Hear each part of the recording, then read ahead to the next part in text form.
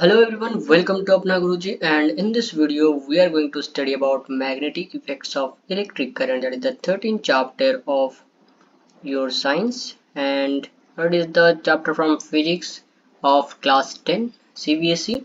So let's get started.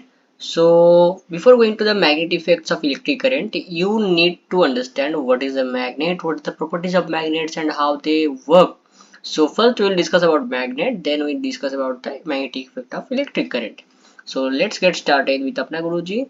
And first thing is that magnet is any substance that attracts iron or iron like substances. So in your childhood हम लोग बचपन से बहुत सारे magnets के साथ खेले हैं, देखे भी हैं। मैग्नेट्स हमको बहुत अट्रैक्टिव लगता है, कोई भी चीज़ को खींच लेता है, कोई भी चीज़ यानी कि जो आयरन लाइक सब्सटेंसेस होगा उसको अट्रैक्ट कर लेता है। स्पीकर्स में हम लोग मैग्नेट देखे हैं, बार मैग्नेट देखे स्कूल्स में, कंपास नीडल में देखे जो डायरेक्शन यूज करने के लिए होता है। तो ये मैग्नेट्स होता है, इस मैग्नेट्स का प्रॉपर्टीज क्या होता है? तो सब फर्स्ट प्रॉपर्टी अगर देखेंगे तो मैग्नेट का प्रॉपर्टी होता है आपका, ये every magnet has two poles, north and south pole. कोई भी मैग्नेट देखेंगे तो उसका ऐसे टू पोल्स रहेगा, एक नॉर्थ पोल रहेगा, दूसरा आपका साउथ पोल रहेगा। तो कोई मैग्नेट सिंगल पोल में एग्जिस्ट नहीं करता, it always have two poles. अगर इसको बीच में से ब्रेक कर देंगे, you might be a question that इसको ब्रेक कर देंगे तो नॉट सिंगल सिंगल पोल हो जाएगा, नहीं। जैसे इसको ब्रेक करते हैं इसका ऑपोजिट पोल इमीडिएटली क्रिएट हो जाता है। तो मैग्नेट कभी सिंगल पोल में एग्जिस्ट नहीं करता है। Like pole repel each other and unlike pole attract each other. जैसे नॉर्थ पोल है तो ये साउथ पोल को अट्रैक्ट करेगा, और साउथ पोल है तो ये नॉर्थ पोल को अट्रैक्ट करेगा। ऑपोजिट पोल रहेगा तो अट्रैक्ट करेंगे, लेकिन अगर सेम सेम पोल हो जाता है तो यहाँ पे रिपल्शन हो जाता है। तो ये हम लोग मैग्नेट देखेंगे तो मैग्नेट में बहुत ही इंटरेस्टिंग लगता है ये चीज़। नेक्स्ट चीज अगर देखा जाए तो ये freely suspended bar magnet aligns itself in nearly north and south direction with the north pole towards the north direction. तो हम लोग जो अगर कोई भी बार मैग्नेट को हम लोग सस्पेंडेड कर देंगे फ्रीली, तो ये क्या कर देगा, north and south pole direction हमको दिखाई देगा। ये क्या हो जाता है, जैसे कि अर्थ एक मैग्नेट से बिहेव करता है तो अर्थ का ऑपोजिट पोल जो नॉर्थ एंड साउथ पोल रहता है उसका ऑपोजिट लाइन में ये अलाइनमेंट हो जाते हैं। नॉर्थ का जो नॉर्थ पोल रहेगा उसके साथ ये साउथ डायरेक्शन हो जाएगा, और साउथ का इसका नॉर्थ डायरेक्शन हो जाएगा मैग्नेट का।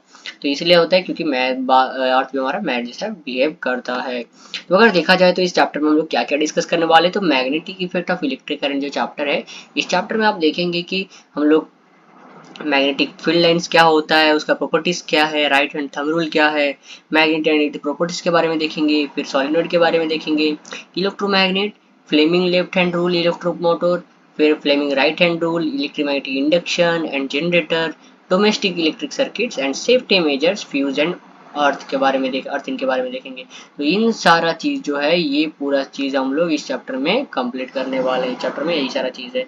तो एक ध्यान रहे, चैप्टर कुछ न्यूमेरिकल्स नहीं आते, ज़्यादा डायग्राम और कॉन्सेप्चुअल क्वेश्चंस इस चैप्टर से ज़्यादा आते हैं। तो कॉन्सेप्ट के ऊपर अच्छे से ध्यान से देखिए, और कहीं पे भी आपको कोई भी डाउट्स हो रहा है तो इमीडिएटली हम लोग कमेंट सेक्शन में बताइए, तो मैं उसका सोल्यूशन आपको प्रोवाइड करूंगा। तो सबसे पहला चीज़ आता है मैग्नेटिक फील्ड। तो मैग्नेटिक फील्ड को समझने के लिए आप एग्जाम्पल लेते हैं, कोई भी सरपंच है या नहीं तो हमारे देश के प्रधानमंत्री मान लीजिए, तो उनका अंडर पूरा कंट्री रहता है, तो वो उसका रीजन है जिस फील्ड के अंदर वो अपना सारे पावर्स को यूज कर सकते हैं। उसी तरह मैग्नेटिक फील्ड क्या होता है, एक मैग्नेट होता है जिसके सराउंडिंग में एक रीजन जहाँ पे वो अपना मैग्नेटिक फोर्स को एक्सपीरियंस कर सकता है, that for reason is known as it's magnetic field बोला जाता है। तो इसका अगर ऐसा यूनिट देखेंगे तो इसको टेस्ला होता है इसका ऐसा unit. And magnetic field both magnitude and direction, magnetic field का बहुत मैग्नीट्यूड भी रहता है और डायरेक्शन भी रहता है, यानी कि ये एक वेक्टर क्वांटिटी हो जाता है। वेक्टर क्वांटिटी क्या होता है, the physical quantities which have both magnitude and direction, that is known as a vector quantity. अगर देखा जाए तो magnetic field can be describe with the help of magnetic compass. Magnetic compass से भी इसका मैग्नेटिक फील्ड को हम लोग डिस्क्राइब कर सकते हैं। A needle of a magnetic compass is freely suspended as bar magnet. तो बार मैग्नेट को फ्रीली सस्पेंडेड जैसे करते हैं तो इसी सेम तरह से कंपास भी वर्क करता है। अभी जो फील्ड लाइंस होता है, फील्ड लाइंस का कुछ प्रॉपर्टीज होता है, तो प्रॉपर्टीज क्या क्या है, field lines from north pole and into south pole of the magnet. ये नॉर्थ पोल से स्टार्ट होता है, साउथ पोल में एंड होता है। Field lines are close curve से क्लोज कर्व रहते हैं, fields are closer in strong end magnet भी। जहाँ पे फील्ड का क्लोजर रहेगा, जहाँ पे उसका डेंसिटी ज्यादा रहेगा फील्ड लाइंस का, तो वहाँ पे मैग्नेटिक फील्ड स्ट्रॉन्ग रहेगा। और magnetic lines never intersect each other, ये जो लाइंस है वो कभी भी इंटरसेक्ट नहीं करते हैं। और direction of field lines inside a magnet south to north होता है। तो यहाँ पे आप लोग बार मैग्नेट देख सकते हैं, यहाँ पे देखिए ये उसका मैग्नेटिक फील्ड लाइंस क्रिएट होता है। तो inside the magnet south to north होता है, एंड आउटसाइड द मैग्नेट ये नॉर्थ टू साउथ होता है। और जिस रीजन में इसका डेंसिटी ज़्यादा होगा, फील्ड ऑफ लाइंस ज़्यादा होंगे, तो वहाँ पे फोर्स एक्सपीरियंस भी ज़्यादा होगा। आप लोग देख सकते हैं कि मैग्नेट में जैसे यहाँ पे पोलर रीजन में इसका डेंसिटी ज़्यादा है, तो ये क्या हो जाता है, यहाँ पे इसका फोर्स एक्सपीरियंस ज़्यादा होता है as compare to this and this. और ये जो लाइन्स ऑफ फोर्स है ये कभी भी इंटरसेक्ट नहीं करते हैं एक दूसरे को, मतलब क्रॉस नहीं करेंगे। अब एस.सी. ओरस्टेड जो है वो फर्स्ट पर्सन है, वो क्या करते हैं, इलेक्ट्रोमैग्नेटिक इफेक्ट को, electric current of magnetic field को एक्सप्लेन किए थे। अब यहाँ पे हम लोग देखेंगे राइट हैंड थंब रूल क्या होता है। तो हम लोग देखें कि यहाँ पे जैसे मैग्नेटिक करंट पास करेगा, करंट पास करने से उसका मैग्नेटिक फील्ड प्रोड्यूस होता है। तो इसको समझने के लिए हम लोग राइट हैंड थंब रूल दे सकते हैं। अगर राइट हैंड थंब रूल देंगे तो अगर ये थंब जो है आपका करंट का डायरेक्शन दिखाएगा और बाकी जो फिंगर्स है वो आपका मैग्नेटिक फील्ड का डायरेक्शन दिखाएगा। अगर करंट डाउनवर्ड है तो इसका फील्ड का डायरेक्शन इस डायरेक्शन में रहेगा। अगर करंट अपवर्ड डायरेक्शन में होता तो इसका कुछ ऑपोजिट तरीके से हो जाता है, ये इस डायरेक्शन में आ जाता है और ये इस डायरेक्शन में आ जाता है। तो this was it's electric current and magnetic field. तो करंट फ्लो करने से उस सर्किट में इस तरह से मैग्नेटिक फील्ड क्रिएट होगा। अब देखते हैं magnetic field due to a straight conductor. Straight conductor magnetic field कैसे आता है, तो इसको हम लोग left hand right hand thumb rule से हम लोग देख सकते हैं। तो करंट का डायरेक्शन अगर इस डायरेक्शन में है तो फील्ड ऐसे क्रिएट होगा। It can be represent by concentric circles eight every point on the conductor. ये कंसेंट्रिक सर्कल को हम लोग ड्रॉ करेंगे तो इस हिसाब से हम लोग उसका मैग्नेटिक फील्ड को डिफाइन कर सकते हैं। Direction can be given by right hand thumb rule of compass. इसका जो डायरेक्शन है राइट हैंड थंब रूल और कंपास से हम लोग इसको डिफाइन कर सकते हैं। Circles are closer near the conductor. Conductor के पास इसका सर्कल्स क्लोजर रहेगा, फिर धीरे धीरे इसका इंक्रीज करता जाएगा। मैग्नेटिक फील्ड क्या हो जाएगा, directly proportional to the strength of the current. Current जितना ज्यादा होगा स्ट्रेंथ उतना ही मैग्नेटिक फील्ड भी स्ट्रांग होगा। और magnetic field inversely proportional to the distance from the conductor. जितना इसका डिस्टेंस यहाँ पे देखेंगे तो यहाँ पे मैग्नेटिक फील्ड ज्यादा है, यहाँ पे धीरे धीरे इंक्रीज करेंगे तो मैग्नेटिक फील्ड धीरे धीरे डिक्रीज करता जाएगा। अब देखते हैं हमारा magnetic field due to current through a circular loop. Circular loop में क्या हो जाता है, it is represented by concentric circle at every point. ये आप देख सकते हैं सर्कुलर लूप में आपका इस तरह से मैग्नेटिक फील्ड क्रिएट होगा। इसका पोलर रीजन में यहाँ पे सर्कुलर लूप क्रिएट होगा, धीरे धीरे सर्कल बढ़ते बढ़ते जाएगा। और इसका भी सेम प्रॉपर्टीज है, जहाँ पे डेंसिटी ज्यादा होगा वहाँ पे इसका फोर्स एक्सपीरियंस ज्यादा होगा। फिर नेक्स्ट आपका आ जाता है factors affecting magnetic field of a circular loop. Circular loop में कौन कौन सा फैक्टर अफेक्ट करता है, magnetic field directly proportional to current pass through the conductor. इसका भी सेम है, जितना ज्यादा करंट पास करेगा उतना ही ज्यादा मैग्नेटिक फील्ड प्रोड्यूस होगा। Magnetic field on by distance, तो ये क्या हो जाता है, डिस्टेंस इंक्रीज करेंगे तो सेम चीज यहाँ पे भी मैग्नेटिक फील्ड डिक्रीज करेगा। और यहाँ पे magnetic field directly proportional to number of turns in the coil. Turns, coil का टर्न जितना ज्यादा होगा मैग्नेटिक फील्ड भी उतना ही ज्यादा होगा। देन आपका आता है सोलेनोइड। सोलेनोइड कैसा होता है, सोलेनोइड कुछ इस तरह से दिखता है। अगर हम लोग रोटेट करेंगे, कॉइल प्रोड्यूस करेंगे तो स्प्रिंग जैसा होता है, उस हिसाब से आपका सोलेनोइड वर्क करता है। तो सोलेनोइड आपका बार मैग्नेट जैसा वर्क करता है। तो सोलेनोइड में जो मैग्नेटिक फील्ड क्रिएट होगा एंड बार मैग्नेट में जो मैग्नेटिक फील्ड क्रिएट होता है दे आर लाइक सेम होते हैं। तो आपके क्वेश्चन में ये आ सकता है कि सोलेनोइड किस मैग्नेट के मैग्नेटिक फील्ड जैसा सेम होता है, तो ये बार मैग्नेट का मैग्नेटिक फील्ड जैसा इसका भी फील्ड क्रिएट होता है। आउटसाइड द सोलेनोइड डायरेक्शन रहता है north to south and inside the solenoid south to north. पूरा same to same bar magnet जैसा होता है। यहाँ पे देखिए magnetic field of solenoid is similar to a bar magnet. इसका जो मैग्नेटिक फील्ड होता है बार मैग्नेट का जैसे फील्ड होता है उसे सेम होता है। नेक्स्ट आपका देखेंगे मैग्नेट जो होता है वो बेसिकली टू टाइप्स के होते हैं। एक होता है आपका इलेक्ट्रोमैग्नेट, दूसरा होता है आपका परमानेंट मैग्नेट। तो इलेक्ट्रोमैग्नेट क्या होता है, जैसे करंट फ्लो किया उसमें मैग्नेटिक फील्ड प्रोड्यूस हुआ और मैग्नेटिक फोर्स एक्सपीरियंस कर रहा है, तो वो एक मैग्नेट जैसा बिहेव कर रहा है। तो यहाँ पे करंट फ्लो होने की वजह से वहाँ पे मैग्नेट प्रोड्यूस हो रहा है, तो इसको हम बोलते हैं इलेक्ट्रोमैग्नेट। परमानेंट मैग्नेट जो नेचर में पर्टिकुलरली मैग्नेट होता है उसे हम लोग परमानेंट मैग्नेट बोलते हैं।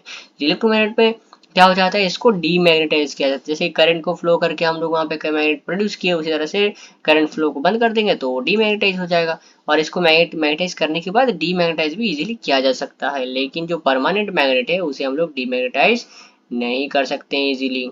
और इलेक्ट्रोमैग्नेट का स्ट्रेंथ क्या है वो वेरी करेगा। इसका स्ट्रेंथ डिपेंड करता है कितना करंट फ्लो कर रहा है, लेकिन इसका स्ट्रेंथ क्या है परमानेंट मैग्नेट का फिक्स रहेगा, इसका स्ट्रेंथ में चेंजेस नहीं आएगा। नेक्स्ट आपका आता है पोलैरिटी कैन बी रिवर्स। इसका जो पोलैरिटी है नॉर्थ एंड साउथ पोल उसका चेंज कर सकते हैं। करंट का फ्लो का डायरेक्शन का अपोजिट कर देंगे तो इसका भी पोलैरिटी चेंज हो जाएगा। लेकिन परमानेंट मैग्नेट में पोलैरिटी चेंज नहीं हो सकता है। तो इलेक्ट्रोमैग्नेट जनरली स्ट्रॉन्ग मैग्नेट होता है। क्यों, क्योंकि इसका मैग्नेटाइजिंग प्रॉपर्टी हमारे ऊपर डिपेंड है, जितना हम लोग करंट देंगे उतना ज़्यादा स्ट्रॉन्ग मैग्नेट बनेगा। लेकिन इसका क्या होता है परमानेंट मैग्नेट का इसका फील्ड वीक रहता है। नेक्स्ट आपका force of A current carrying conductor in a magnetic field. अब मैग्नेटिक फील्ड में कितना फोर्स कैरी होता है उसको हम देखेंगे, तो इसे हम लोग अलार्म भी क्लिक बना सकते हैं। जैसे कि करंट फ्लो किया तो मैग्नेट से बिहेव करेगा और ये यहाँ पे अट्रैक्ट करके यहाँ पे साउंड करेगा। फिर जैसे स्विच को ऑफ कर दिए तो ये मैग्नेटिक फील्ड को रिड्यूस कर देगा, फिर ये नॉर्मल हो जाएगा तो यहाँ पे फिर से दूर चला जाएगा। तो ये जो मैग्नेटिक फोर्स को एक्सपीरियंस करने के लिए हम लोग फ्लेमिंग लेफ्ट हैंड रूल से इसको डिफाइन करते हैं। तो फ्लेमिंग लेफ्ट हैंड रूल से क्या बोलता है, अगर ये आपका थ्री फिंगर से mutually perpendicular to each other रहेंगे, ये और ये सब म्यूचुअली परपेंडिकुलर रहेंगे। तो म्यूचुअली परपेंडिकुलर रहने से जो आपका थंब है, थंब आपका फोर्स का डायरेक्शन देगा, ऊपर वाला फिंगर आपका फील्ड का डायरेक्शन देगा और ये वाला आपका करंट का डायरेक्शन देगा। तो all are mutually perpendicular to each other. तो यहाँ से आपका फ्लेमिंग लेफ्ट हैंड रूल से आप फील्ड, फोर्स एंड करंट के अंदर रिलेशन को आप यहाँ पे डिफाइन कर सकते हैं। फिर आता है आपका इलेक्ट्रिक मोटर। इलेक्ट्रिक मोटर कैसा होता है, electric motor is a device that converts the electrical energy into mechanical energy. तो ये भी मैग्नेट एंड इलेक्ट्रोमैग्नेट के ऊपर ये बेस्ड है। तो इसका प्रिंसिपल क्या बोलाता है, इसका principle of a motor, an electric motor replace magnetic effect of current, it works on the principle of regulator coil is placed in a magnetic field and current is pass through a torque acts on the coil which rotates its continuously. अब यहाँ पे same चीज होता है। Construction of motor में देखेंगे तो यहाँ पे हमको क्या क्या चाहिए, एक आर्मेचर कॉइल चाहिए, स्ट्रॉन्ग फील्ड मैग्नेट चाहिए, स्प्लिट रिंग टाइप कम्यूटेटर चाहिए, और क्या चाहिए, ब्रशेस चाहिए और बैटरी चाहिए। तो ये आपका रहेगा मैक मोटर का कंस्ट्रक्शन। तो मोटर में सिंपली दो मैग्नेट रहते हैं और यहाँ पे सारा चीज रहता है। तो बैटरी जैसे प्रोवाइड करेंगे तो यहाँ पे करंट फ्लो करेगा और यहाँ पे फील्ड में चेंजेस आने के कारण ये रोटेट करेगा। रोटेट करने से हमारा जो इलेक्ट्रिकल एनर्जी से मैकेनिकल एनर्जी में कन्वर्ट हो जाएगा। वर्किंग ऑफ ए मोटर देखेंगे तो जैसे कि one current flows coil A B and C D experience magnetic force, तो मैग्नेटिक फोर्स एक्सपीरियंस करता है, उस हिसाब से ये रिपल्शन करेगा और रोटेट करेगा। रोटेट करने के बाद हमारा मैकेनिकल एनर्जी क्रिएट होगा। अब मोटर का जो कमर्शियल यूज होता है, कमर्शियल यूज क्या होता है, कमर्शियल यूज में देखेंगे हम लोग electromagnet in place of permanent magnet की जगह हम लोग इलेक्ट्रोमैग्नेट को यूज करेंगे तो वो कमर्शियल यूज में हमारा जाता है। लार्ज नंबर ऑफ टर्न्स हम लोग वायर में देंगे तो ज्यादा मैकेनिकल एनर्जी प्रोड्यूस होगा। सॉफ्ट आयरन कोर देंगे उसमें और ज्यादा इफिशियंसी होगा। और दिस ये जो सारे पॉइंट से ये क्या करेगा, मोटर का जो पावर है उसको एनहांस कर देगा। Got it. फिर आपका आता है गल्वानोमीटर। गल्वानोमीटर क्या होता है, ये डिटेक्ट करता है कि करंट कितना करंट फ्लो कर रहा है कि नहीं, उसको डिटेक्ट करने के लिए, और करंट का प्रेजेंस है कि नहीं उसको डिटेक्ट करने के लिए हम लोग गल्वानोमीटर लगाते हैं सर्किट में। फिर आपका देखते हैं इलेक्ट्रोमैग्नेटिक इंडक्शन। इलेक्ट्रोमैग्नेटिक इंडक्शन में क्या होता है, अगर कोई भी एक फील्ड, कोई भी एक लूप में अगर एक मैग्नेटिक फील्ड लिंक्ड है, उसमें चेंजिंग मैग्नेटिक लिंक होने के कारण से वहां पे करंट इंड्यूस्ड होता है, उसे हम लोग इलेक्ट्रोमैग्नेटिक इंडक्शन बोलते हैं। When a conductor is placed in a changing magnetic field some current is induced in it, this was known as electromagnetic induction. देखिए ये कॉइल है, इस कॉइल के साथ यहाँ पे हम लोग गैल्वेनोमीटर लगाए और यहाँ पे सिंपली कुछ भी करंट यहाँ पे फ्लो नहीं कर रहा है। इनिशियली हम लोग कुछ सोर्स प्रोवाइड नहीं किए हैं, बस क्या किए, इस कॉइल के साथ हम लोग एक मैग्नेट रखे हैं। मैग्नेट को बस हम लोग क्या करेंगे, मूव करेंगे। तो यहाँ पे मूव करने से किसी भी डायरेक्शन में मूव करेंगे तो यहाँ पे मैग्नेटिक फील्ड में चेंजेस आएगा। तो मैग्नेटिक फील्ड में जब चेंजेस आएगा तो यहाँ पे करंट इंड्यूस्ड होगा और we can see the galvanometer का जो पॉइंट है वो वेरी करेगा। तो इससे हमको पता चलता है कि यहाँ पे करंट इंड्यूस्ड हो रहा है। तो चेंज इन मैग्नेटिक फील्ड की वजह से जो करंट इंड्यूस्ड होता है तो उसे हम लोग इलेक्ट्रोमैग्नेटिक इंडक्शन बोलते हैं। अब नेक्स्ट आता है दो कॉइल अगर रहेंगे, मान लीजिए वहां पे एक मैग्नेट रहती है, यहाँ पे हम लोग दो कॉइल लेंगे। एक कॉइल हमारा इलेक्ट्रिक सर्किट है जहाँ पे हम लोग पास सोर्स प्रोवाइड कर रहे हैं और यहाँ पे करंट फ्लो कर रहे हैं, और कॉइल 2 में हम लोग क्या कर रहे हैं, बस गैल्वेनोमीटर लगाए। लेकिन जब यहाँ पे करंट फ्लो करेगा तो यहाँ पे मैग्नेटिक फील्ड में चेंजेस आएगा इनिशियली। जब करंट स्विच को ऑन करेंगे तब हम लोग देखेंगे गैल्वेनोमीटर डिफ्लेक्ट कर रहा है, एंड जब ऑफ करेंगे तब हम लोग डिफ्लेक्ट करेगा। लेकिन ऑन करके छोड़ देंगे थोड़ी देर बाद ये डिफ्लेक्ट नहीं करेगा, क्योंकि ऑन करके रख देने से वहाँ पे मैग्नेटिक फील्ड कांस्टेंट हो जाता है। लेकिन जब ऑन एंड ऑफ करते हैं तो वहाँ पे that time instantly magnetic field में वेरी आता है और यहाँ पे कॉइल में करंट फ्लो इंड्यूस्ड होता है, तो यहाँ पे गैल्वेनोमीटर में शो करेगा। तो ये प्राइमरी कॉइल है और ये सेकेंडरी कॉइल है। फ्लेमिंग राइट हैंड रूल देखते हैं। राइट हैंड रूल क्या बोलता है, तो जैसे लेफ्ट हैंड रूल से हम लोग जनरेटर का वर्क किए तो उस तरह से फ्लेमिंग राइट हैंड रूल से हम लोग इलेक्ट्रिक जनरेटर बनाते हैं, वहाँ पे मोटर का और यहाँ पे जनरेटर। तो generator based on the Fleming's right hand rule. तो राइट हैंड रूल में क्या हो जाता है, राइट हैंड रूल में यहाँ पे देखो क्या जाता है, एक आता है फील्ड, इंड्यूस्ड करंट और मोशन, ये तीनों के अंदर का रिलेशन हो जो राइट हैंड थंब रूल से हम लोग देते हैं। मैग्नेटिक फील्ड का डायरेक्शन ये भी तीनों म्यूचुअली परपेंडिकुलर रहते हैं। अगर मैग्नेटिक फील्ड का डायरेक्शन ये है और का मूवमेंट ऑफ द कंडक्टर ये है तो इस डायरेक्शन में करंट हमारा इंड्यूस्ड होगा।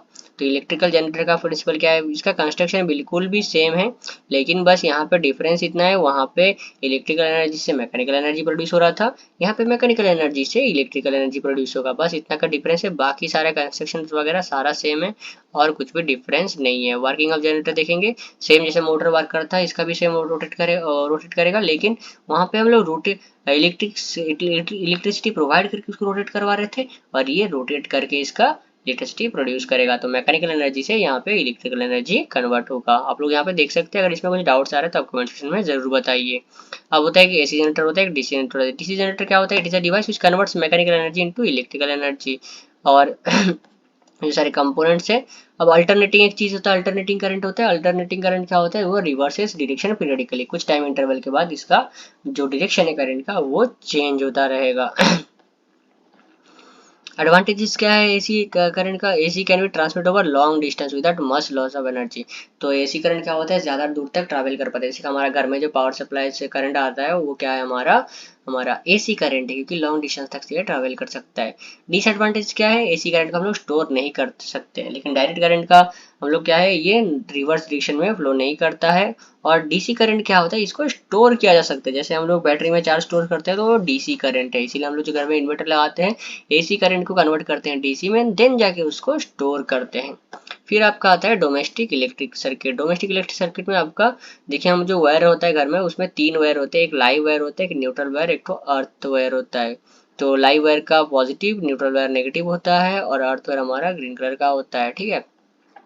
अब देखिए जैसे ग्रीन कलर, ये रेड कलर न्यूट्रल वायर, अर्थिन ये ग्रीन कलर का अर्थ वायर होता है। जैसे कि हम लोग 3 पिन वाला बोर्ड देखें उसमें जो बड़ा वाला होल रहता है उसे हम लोग ग्रे अर्थ वायर से कनेक्ट करते हैं। जैसे ज़्यादा अगर लोड हो गया या शॉर्ट सर्किट हो गया तो ये सारे करंट्स को ग्राउंड में ट्रांसफर कर देता है अर्थ में। लाइव वायर में क्या होता है, यहाँ से सिंपली करंट फ्लो करता है, न्यूट्रल लेवल को न्यूट्रल करता है। न्यूट्रल लेवल को टच करेंगे तो यहाँ पे हमको करंट फ्लो शॉक नहीं लगेगा, लेकिन लाइव वायर में टच करेंगे तो यहाँ पे शॉक लगेगा। इलेक्ट्रिसिटी बोर्ड फ्यूज, हम लोग यहाँ पे जो घर का कंस्ट्रक्शन होता है ऐसे हम लोग इसको सॉल्व करते हैं।